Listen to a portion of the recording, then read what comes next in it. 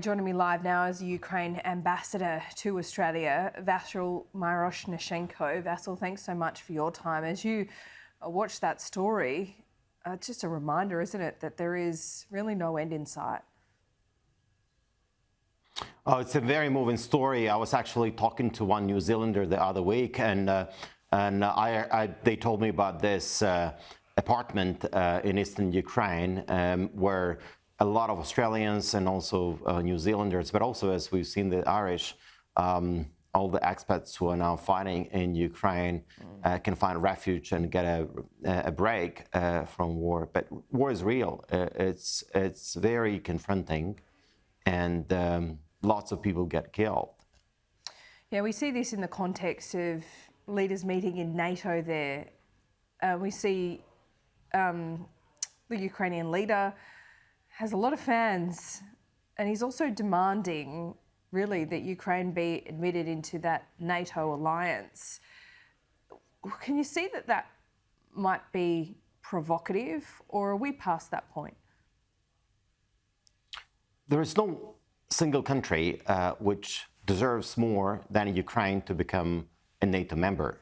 This is what every soldier, every Ukrainian citizen, every Ukrainian mother or a child expects. Russia could invade Ukraine just for one reason, because we didn't have any protection. We were not part of NATO. And Ukraine's application to NATO was rejected in 2008. And in 2014, Russia invaded Ukraine because they could, and they've done it. And we believe that it's very important for Ukraine to get a clear indication of when we're going to join NATO. And that was our expectation. It was not the expectation of getting the accession immediately in Vilnius, but what President Zelensky, and that was his disappointment that he communicated quite clearly, was that we didn't get the timeline. A good achievement, though, was that the alliance and the leaders have decided that Ukraine was going to skip the membership action plan, which is another more complicated procedure, and we will follow the route of Finland and the route that Sweden has been following on its accession to NATO. But this is where we are, and it was still, the meetings are still taking place. A lot of bilateral meetings are taking place, will be taking place today and yesterday, yeah. Yeah. A couple of weeks ago, we saw a very short coup, if you can call that, the Wagner Group getting so close to Moscow. Now we find out that Vladimir Putin actually met with the leader of that group, Prigozhin, 5 days after. Vasyl, what does that tell you? We know Vladimir Putin is vulnerable. He's also ruthless.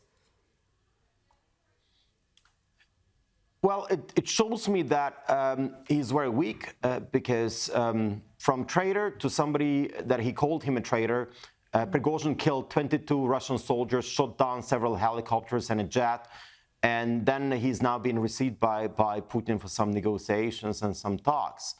But look, coming back to NATO, and I think this is what Russia sees. Russia sees uncertainty, Russia sees weakness, and I think this is what emboldens Putin to move on. And we don't see any end to that because we don't see the confidence that we have to communicate.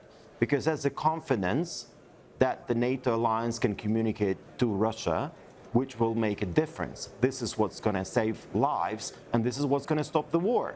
And that's the confidence which needs to be communicated clearly, because strength is in confidence. And once you demonstrate uncertainty, that's weakness, and Russia will use it.